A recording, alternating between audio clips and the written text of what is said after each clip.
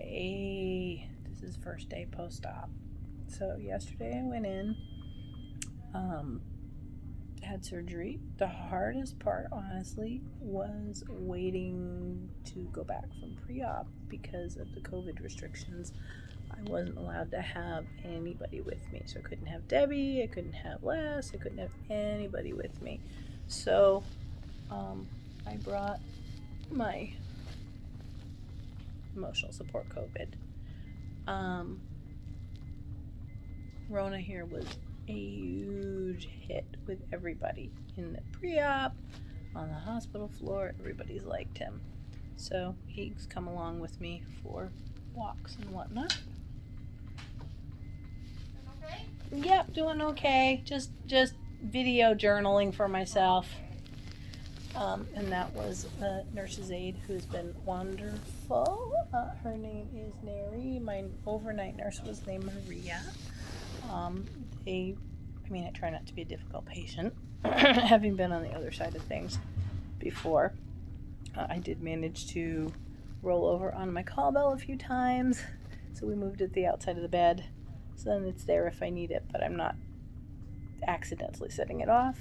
Dropped my cell phone on the floor at one point. Couldn't bend over to pick it up, so that was fun. But so went back for surgery. Before that, met with an anesthesiologist. I let him know the couple of anesthesia related problems I have. Number one being that general anesthesia makes me vomit twice my body weight. So since I really don't want to be doing that after this type of stomach surgery, I had requested an antiemetic cocktail. So those 3 medications that they give you IV before surgery, and they've worked great because I have had 0 nausea. So yay for anesthesia. I had the procedure, woke up obviously in PACU. That's pretty fuzzy. I vaguely remember portions of it. Obviously was there until a couple hours, probably until I was stable enough to come up to the floor where I was admitted overnight. So been here overnight. This is my hospital room. Yay, private room, which makes sense in the era of Rona. So at any rate, pain wise, obviously I had some pain afterwards. They had me on IV Tylenol, and they had me on IV Toradol, which is basically IV ibuprofen. I was kind of surprised by that because that tends to thin your blood, and that was something that I had to stop a couple weeks ahead of time. But they did a reasonable job of knocking down the pain. A couple times I got up to about an 8. And both times I actually took a walk around the park. I have one incision that's larger. That's the one that they remove the excised portion of the stomach through. That's the only one that's really tender. The others aren't really bothering me. But the gas pain, because they inflate you really thoroughly so that they can see what they're doing in there, makes total sense. And I knew about that and I expected it. Be prepared for that.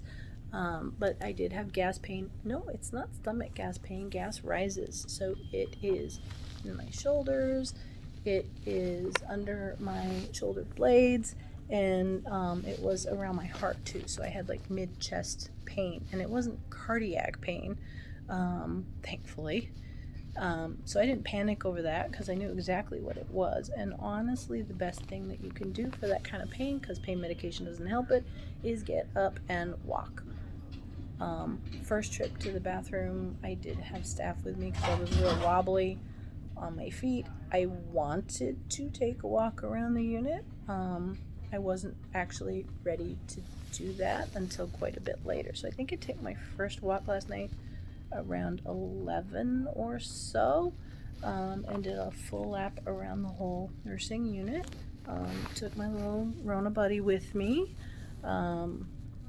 So that was good to get up, and I was pleased I was able to do that.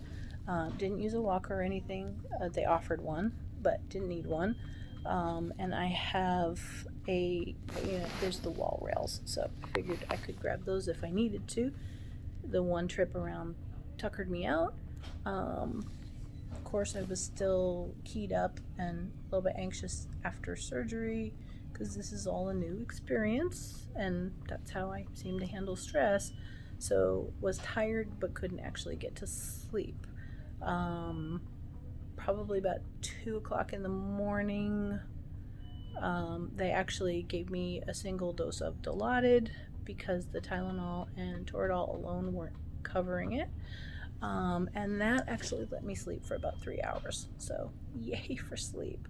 About the time I was due at 3 a.m. for the next dose of Toradol was when the lab came in, so that timing worked right. They kind of staggered those things at once. Got my lab work drawn. Slept until about 5-ish, 5:30. Woke up on my own right before they came in to do the morning vitals. So that was, again, convenient. I have been sipping fluids all night, basically, whenever I was awake. And the way that works is you get your little cup. It's a 1-ounce cup.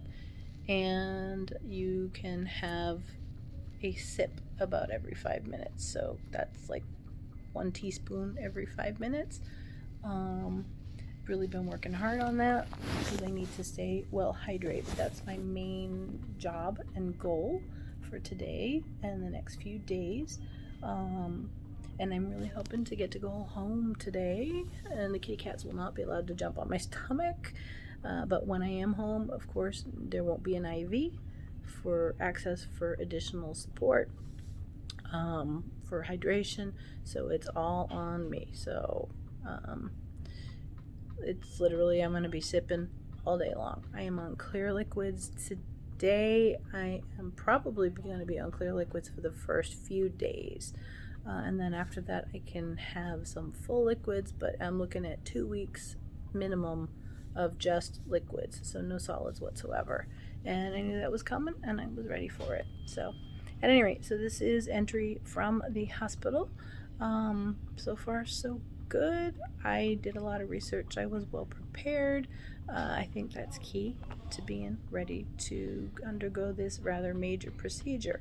Now, I had not mentioned online with my friends and acquaintances that I was going to be doing this. I kept it mostly to myself. I mean, close friends knew, but the vast majority of people didn't. So, since there's, of course, hospital-based pictures, I'm getting tons of messages. So I'll have to do a hey, this is what happened post on there. So, at any rate, entry number, I don't know, 3, 4, whatever this is, but it's the first day post-op.